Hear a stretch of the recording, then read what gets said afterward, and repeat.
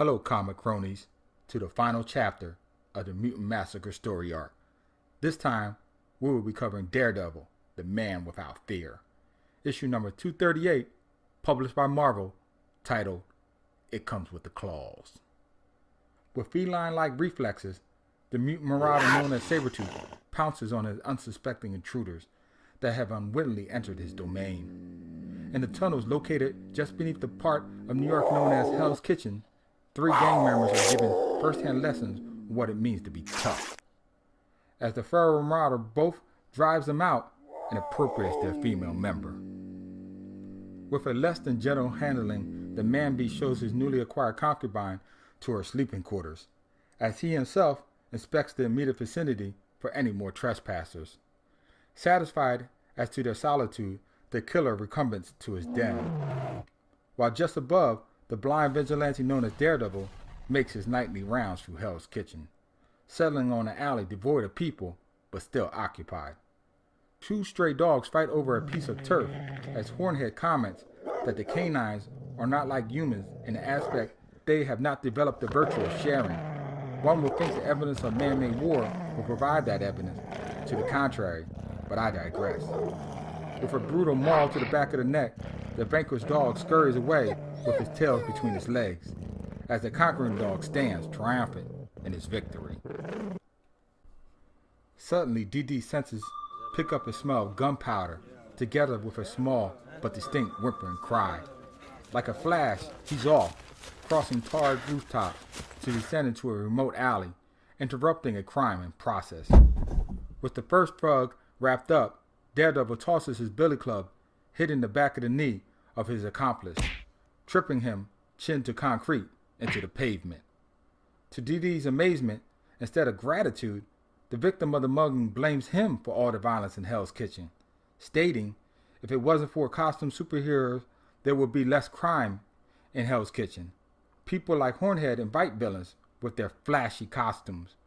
Matt decides not to even protest, but leaves the man to his opinion and his wallet.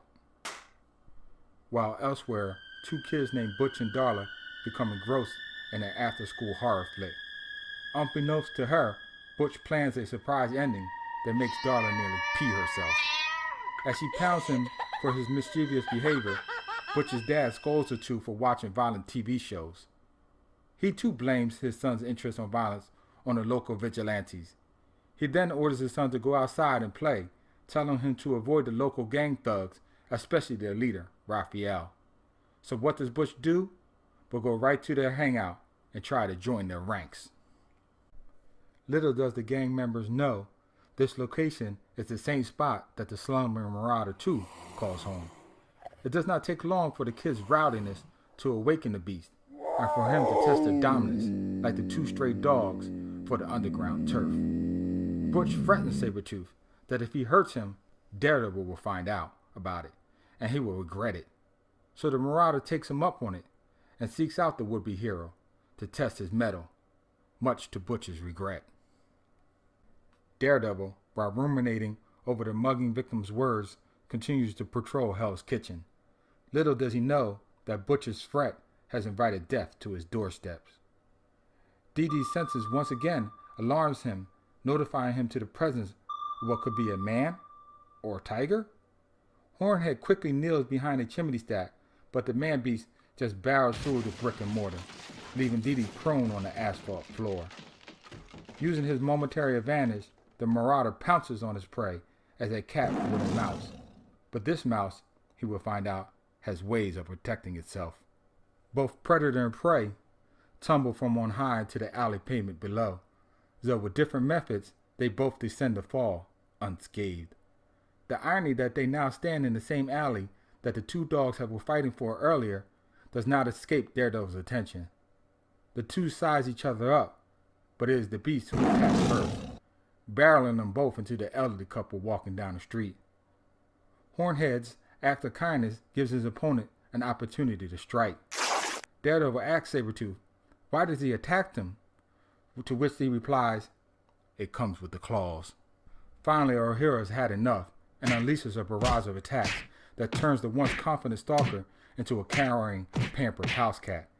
Having enough, the Marauder slinks back into which he has came from, and Daredevil wants to finish the job. Surprised at his pursuer's tenacity, Sabretooth deduces that the Hornhead must be able to see in the dark. Thus begins the tale cat and mouse, predator and prey. Survival of the fittest that leads back to the man-beast's lair, and thus his female capture. Once again, the Daredevil allows himself to be distracted, and once again, he pays the price with a pound of flesh. The two repeat their struggle, as Sabretooth fighting for some prehistoric instinct to kill, even though the need to devour is lost, just like the modern-day house cat. Their scuffle smashes into the tunnel wall, revealing dead Morlocks, who seek to escape the Marauder's onslaught, only to meet their demise elsewhere. Caught in the rubble, Daredevil sniffs the air to smell the dead, rotten corpse that lay in front of him. The acute Sabretooth notices the adversary's subtle action and deduces accurately that the man without fear is blind. Quickly, while the hero is indisposed, the feline bolts towards the helpless hostage and with a slash extinguishes her life. Daredevil, too late, tackles him from behind and then lands two devastating blows, knocking the beast to the floor. Daredevil, able to pick up the woman's faint heartbeat, declares to the assassin that she is now dead. What now does he want to do with the body? In a strange act of retrospection, the savage admits he does not know. It is the hunger that makes him hunt, nothing more. In frustration, Sabretooth bellows out a frustrated howl and disappears down an intersecting corridor. With the threat gone, Daredevil unties the woman, escorting her to the surface, all the while pondering the thin line between man and beast. Well, there you have it, viewer, the last chapter in the Mutant Massacre story arc. I hope it was a pleasure for you to watch, as it was for me to produce. Please post below any stories in the future that you would like me to cover. As always, like, subscribe, and hit that bell icon, for I will be having a follow-up Q&A installment on this story. Until then, keep reading.